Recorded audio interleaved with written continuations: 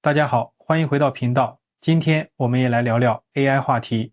这里给大家分享一段李开复最近在香港接受彭博社采访的对话，围绕一个核心问题：中美 AI 到底谁更有优势？能不能赚钱？又会怎么改变我们工作和生活？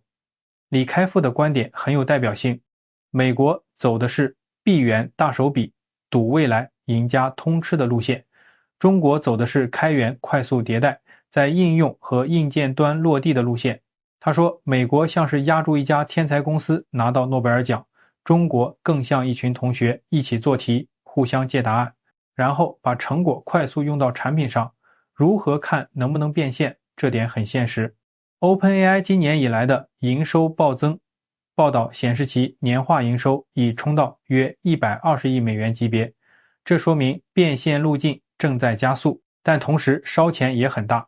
而中国这边，巨头们阿里、百度、腾讯等在 AI 基础设施和算力上的投资也在加码，他们选择把支出放到自己核心业务上，以更稳健的方式推进部署。新闻与机构估计显示，头部公司的资本性支出规模在持续攀升。再看宏观背景，中国经济在近2年持续处于低速但稳定修复阶段。国际组织与世行对中国短期增长给出的区间大概在 4% 上下波动。2024到2025年附近的预测在 4.5% 到 4.9% 区域，这会影响投资者对高风险、高烧钱 AI 项目的胃口。换句话说，宏观环境和资金面都会决定谁能长期支撑巨额研发开支。把这些放一起看，李开复提出几个相对来说比较靠谱的判断。第一，更值得压住的是应用加硬件的方向，比如更廉价的常态化听写、会议摘要设备、可穿戴的 AI 助手，这些在中国更容易快速落地和规模化，因为制造与迭代成本更低，用户也愿意试用。比如最近的豆包手机就是最直观的例子，其次就是 AI Agent， 也就是可记忆、可执行任务的智能体，会是下一波真实落地的商业形态，从建议到替你去执行，这是商业化的放大器。但别忘了风险，一是资金与算力的持续投入问题，美国模式能迅速跑出大公司，是因为愿意超前烧钱；二是数据与隐私以及监管的不确定性；三是人才密度与顶尖算法突破仍然在美国有先发优势，这让中国创业公司在基础层面始终有追赶成本。好了，以上就是我对李开复访谈要点的提炼，结合了最新的营收、投资和宏观数据把脉。下面我们来看看李开复的原声访谈。Kai-Fu Lee, Chairman of Innovation Ventures and CEO of 01.AI. Kai-Fu, it's great to have you here in Hong Kong. You heard what Robert said, right? There's still a lot of challenges when it comes to the whole monetization of AI, according to his perspective. In the last 3 years, though, how have you looked at this whole evolution of China AI versus the US? And what are sort of the advantages and challenges for China AI? Yeah, so firstly, I disagree on the prospects of US AI. Oh, US AI. Because okay. you look at OpenAI, it's making $12 billion, spending $40 billion, looks like a bad balance sheet. But most of that $40 billion is spent for future revenues. And if you believe there are 2x, 3x, 5x growth for the next 3 years, it's going to justify that valuation at some point. The bubble is merely that it's gotten ahead of itself, not the likelihood of growth in the future. Okay, not saying it's worth its price, right, but there's absolute substance under the foam. Now back to the China AI, the fundamental difference is actually closed source versus open source. Yes. The US model is necessarily propelled by this ambition and dream of one company reaching AGI first and squashing everyone, winner take all worth trillions of dollars. That's what OpenAI, Anthropic, Google, and others are betting on.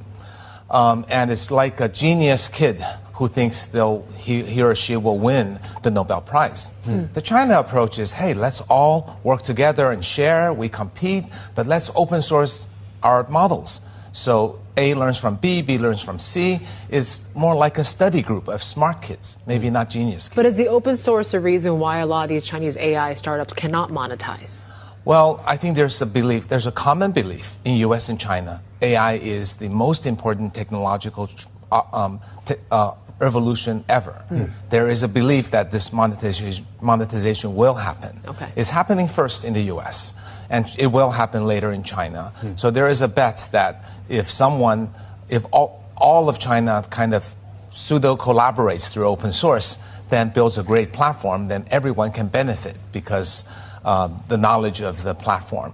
Or if one company comes out ahead, there's a chance to leap ahead and be the next great company as well. So there's tremendous optimism that AI is changing the world, and these models, closed source approach is a belief one company will squash everyone else. Open source is, hey, let's share for now and we'll see what happens. Has the open source model in some ways discouraged competition because I simply have to look across the classroom and see who has the best answer and simply build on that classmate? Well, that is the business of my company, 01.ai. Okay. We've pivoted ourselves to build on open source. Whoever has the best model will use it. If it's DeepSeek or Qwen, we are agnostic. So we're in a position not so dissimilar from NVIDIA. Obviously, NVIDIA is much better, but they don't care who wins, and we don't care either. We only care that open source moves forward, and its benefits are that open source is free. It's much lower cost when it's basically free, and we can build on it. It's ours. We take it. We do whatever we want. We never have to pay DeepSeek or Alibaba, and also enterprises. They can take the model in-house, run everything in-house. If they have secret data they don't want to send to the cloud, well, they don't have to. Right, but someone needs to pay for the innovation, though.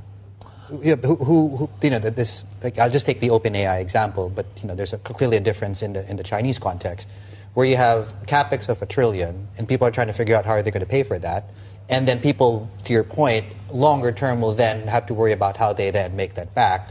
In China's case, where you don't have to pay for it, where it's open source, how is the innovation getting funded, and how do you justify to those asset allocators that they will get a return for their investment? Well, I actually like the Chinese model better. While the likes of Alibaba, ByteDance, Baidu, they're paying a lot of money. They're willing to subsidize because it's fundamental to their core business, whether it's e-commerce or search or social. And I think they're smart business people. They'll do the balancing.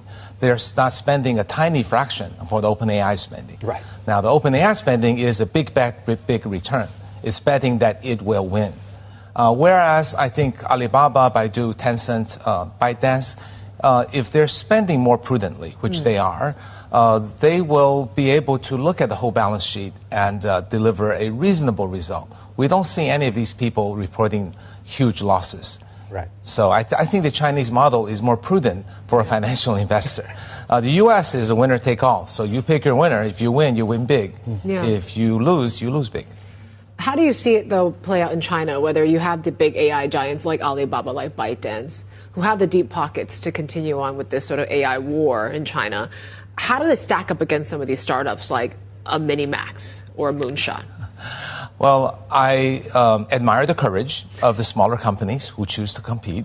I feel that it's more prudent for a smaller company to build either applications or either enterprise or consumer and betting on the fundamental foundation models of the big companies, because I don't think it's very likely that any startup can raise money the way OpenAI does, or even 1/10 of OpenAI.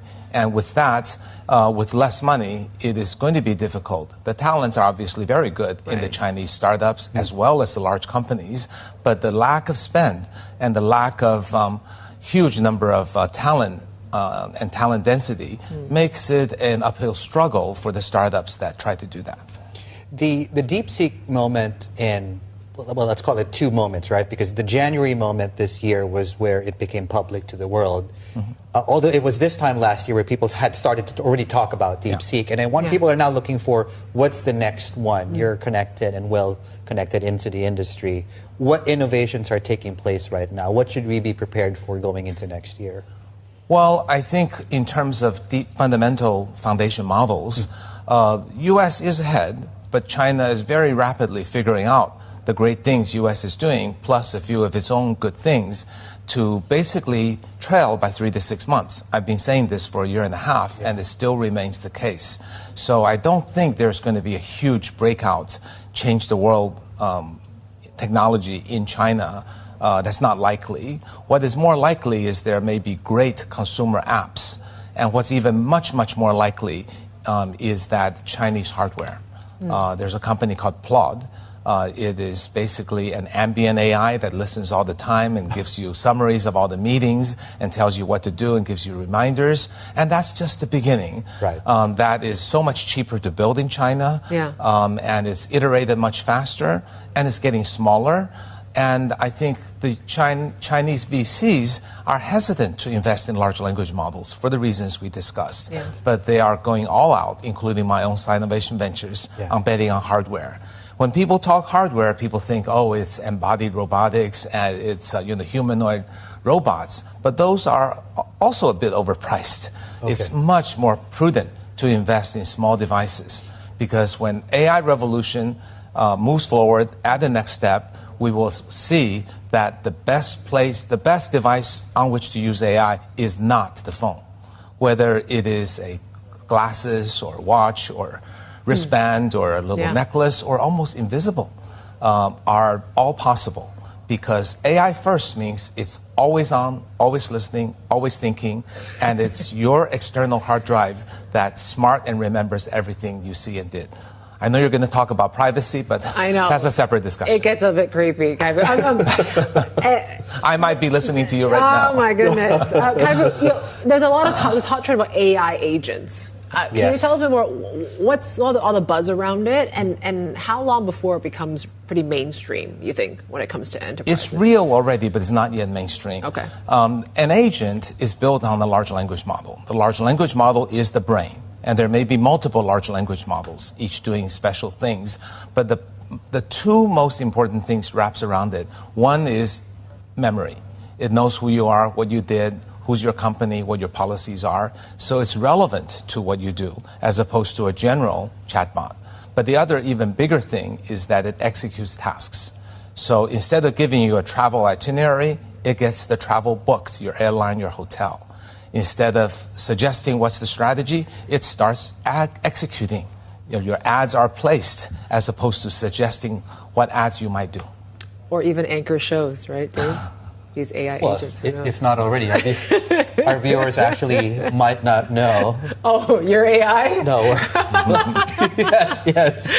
We're actually not here. Oh, figment of your imagination. Always great to have this talk with you. Thank you. Fascinating stuff. AI, of course, Kai-Fu Lee there. What is real? Sinovation Ventures Chairman and 01.ai CEO.